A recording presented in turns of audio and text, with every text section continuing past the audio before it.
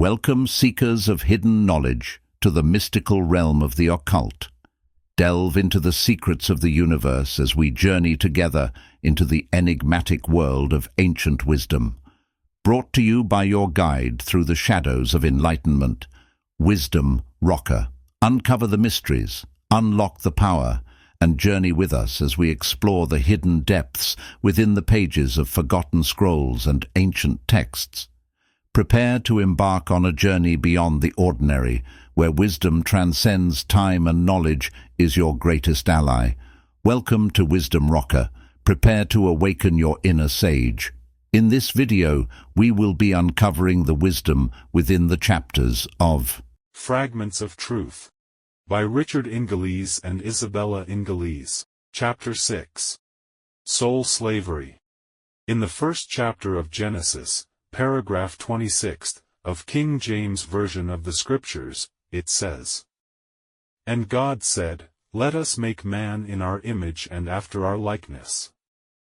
In the 27th paragraph of the same chapter, is written, "And God created man in his own image. In the image of God created he him." But the second chapter, the 7th paragraph, gives a few more details concerning man's creation.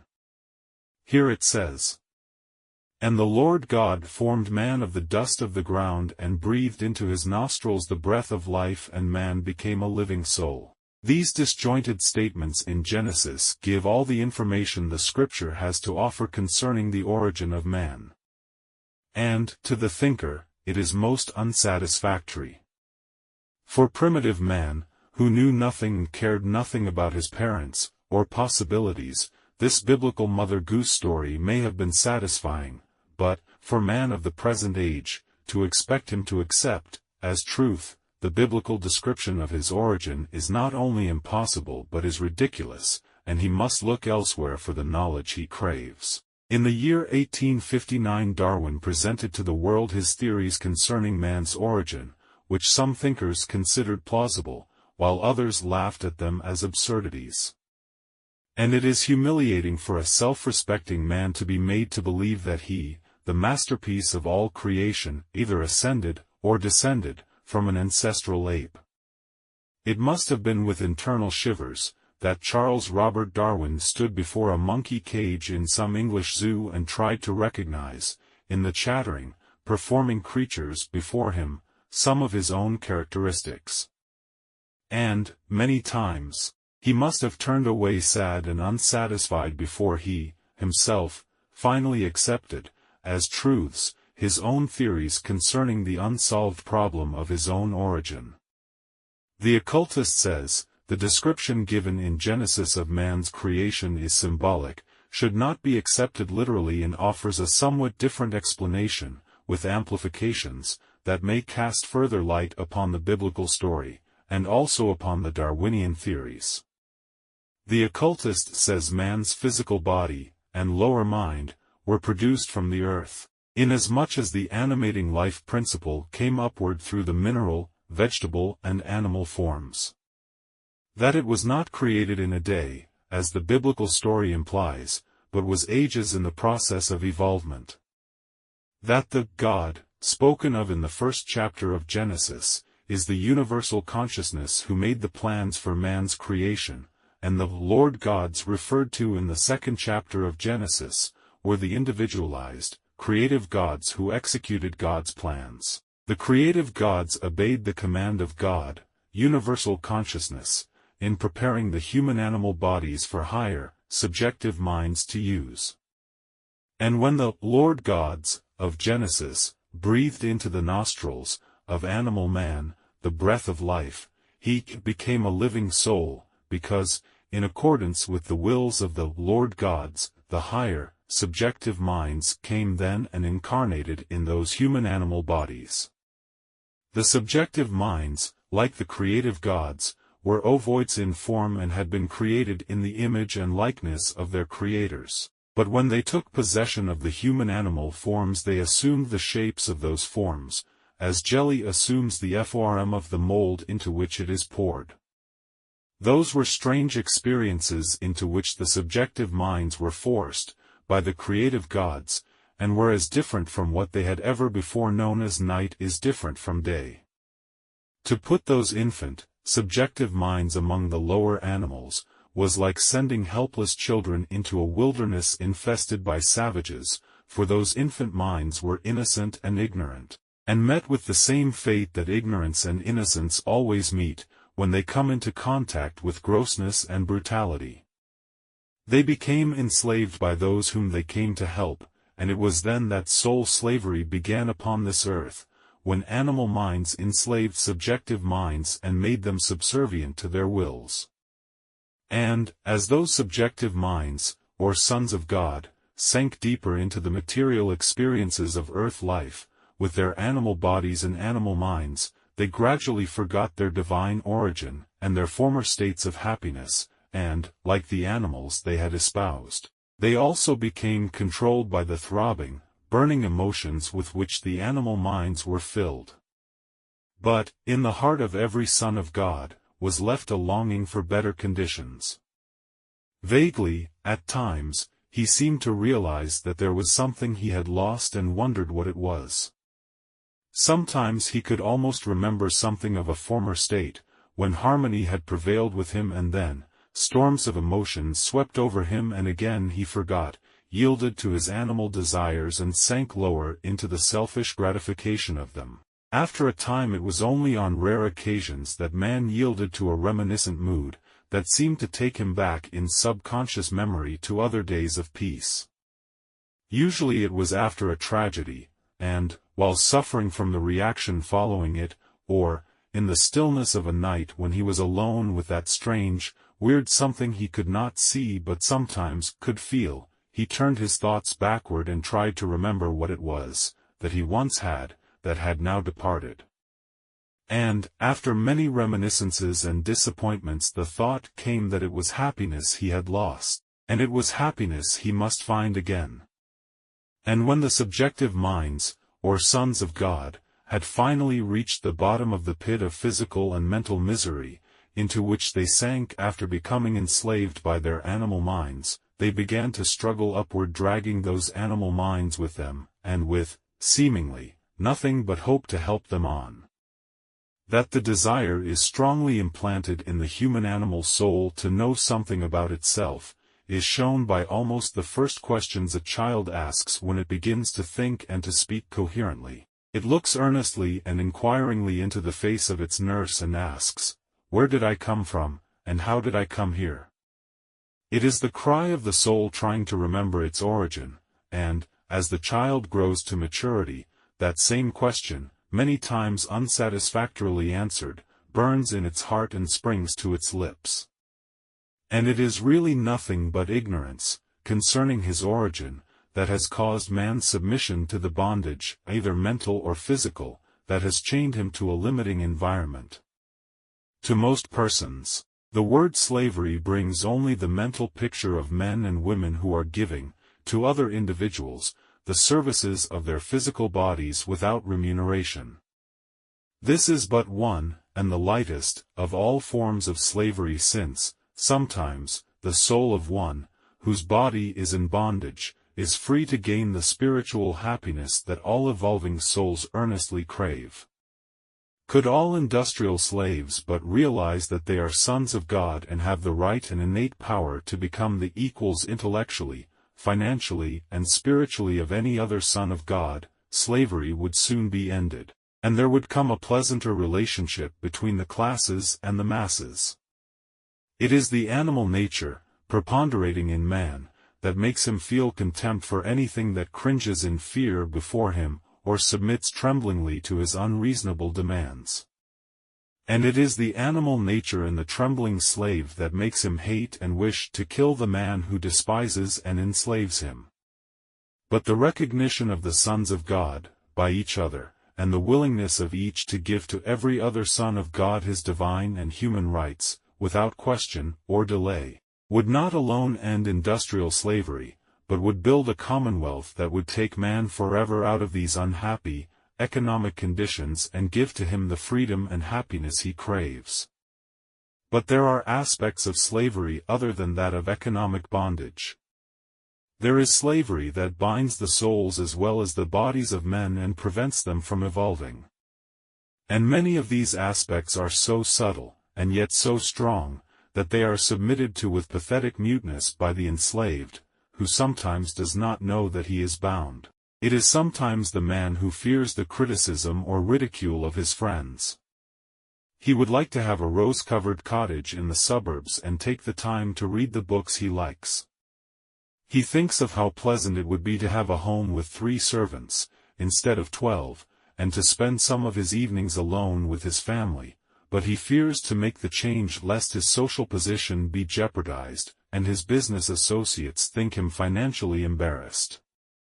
So, he continues to keep his townhouse and sends his wife away for a portion of each year. He is tired and sick of fashionable dinners and late hours at the club and cards and wine. He longs to be free from them all, but is so enslaved by the fear of public opinion, that he continues his mad rush for money, to keep up with his enormous expenses, and to go the pace with other men, who, perhaps, are as tired of him as he is of them. He becomes irritable, pessimistic and cynical, is never satisfied, is most unhappy and thinks he would gladly exchange places with the janitor of his office building, whom he believes has not a care in the world. But he is mistaken. The janitor is also a slave, not to public opinion, because the public does not know that he exists, but to his habits. He cannot begin his day's work until he has had his coffee and his pipe. When he wakes and rises from his bed, his head aches and he is miserably ill. His face is deadly white, and his nerves are jerky and uncontrolled. And if his coffee is delayed, or not just right when served, he becomes furious and behaves like an enraged animal.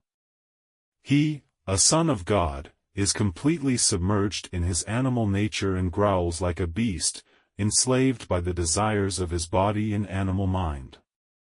But, after he has had his coffee and a smoke, he calmly leans back in his chair and thanks the Lord that he is not the slave to habit that his next-door neighbor is, who cannot get his whiskey, since prohibition has been enforced, and is half-mad with desire for alcoholic drinks. The spiritual happiness of that Son of God is dancing so far ahead of him there is very little possibility of his catching up with it in this life, unless, through some tremendous awakening to his actual enslaved condition, the God part of him should rise, assert its power over its animal nature and refuse to be longer enslaved. There are persons who are enslaved by mistaken ideas of duty. For example, there is the devoted mother who faithfully and cheerfully waits upon and gratifies the whims of her pretty daughter. Because that mother gave birth to the beautiful body of that daughter of God and gave her an opportunity to incarnate in this world, and to continue with her evolvement here, that mother feels absolute responsibility for the comfort and pleasure of her child. Because she is not able to keep a maid to serve her daughter, so she may have nothing to do, the mother takes that menial position herself. She denies herself matinees and operas that her daughter may have more matinees and more operas. She wears old clothes that daughter may have new ones. The daughter's selfish animal nature takes everything her enslaved mother has to give, demands more and storms because she cannot get what she wants, and both of those daughters of God are hindered in their evolvement and their attainment of spiritual happiness, because of the mother's enslavement to a false sense of duty toward her child. It is only about 140 years since the signers of the Declaration of Independence wrote that all men had the inalienable right to live, to be free and to engage in the pursuit of happiness. The fact that those sons of God placed freedom, from governmental tyranny, before the possibility of any man's engaging in the pursuit of happiness, showed that even they had a glimmer of the great truth that freedom from slavery must come before even a civic or a national happiness can be gained. When the slavery of the black men, in the South, was abolished, some persons believed that all slavery in the United States was ended, but they were mistaken, for a slavery, greater and more cruel than anything suffered by the black men, has been for years, and is now, in existence in every large city in this country. There are animal men and women who still traffic with the bodies of ignorant girls and women, who gain possession of them, sometimes by deception and sometimes by physical force, and then degrade them to a state of debasement that ruins their souls as well as their bodies. For, in many instances, the white slaves sink to such states of depravity that they never can find their way back to happiness. And sometimes they fall so low that the subjective mind gives up the battle and leaves its animal mind and human-animal body to continue on to ultimate destruction. Then there are persons enslaved by their belief in disease and their fear of death. And those sons and daughters of God become so helpless through their slavish fears that sometimes they dare not leave the hospital or sanitarium presided over by their adored physician or surgeon, lest they lose their lives in consequence. And many unscrupulous, animal-minded physicians take advantage of those helpless, hopeless, spineless creatures and create a lifelong bondage for them by giving a false diagnosis of their conditions. Sometimes such diagnoses are given ignorantly and sometimes willfully, with the intention of keeping their patients contributing to their physician's financial needs. But whether ignorantly or willfully done, the results are the same and the sufferers are enslaved. It is a large-minded, progressive man who stops a portion of his own income by telling the truth to a fear-enslaved patient, when he knows that patient is willing to give him anything he asks, if he will but keep him for a few more years on this side of the divide that lies between him and the great unknown. But sometimes a man does stand forth, from among his medical colleagues, who will not use his influence to enslave his patients. Such a man is a son of God who has conquered his own animal nature and has made it subservient to his will. There are not many of these men, but there are a few. Then there are souls who are enslaved by their religious beliefs. Because they have been told that their only hope for peace and happiness hereafter is through the church and the efforts of the priests, they become the slaves of churchianity and sometimes contribute everything they can live without, to the church. They spend all their time preparing for death and go through life unconscious of the happiness to be had here, for the taking.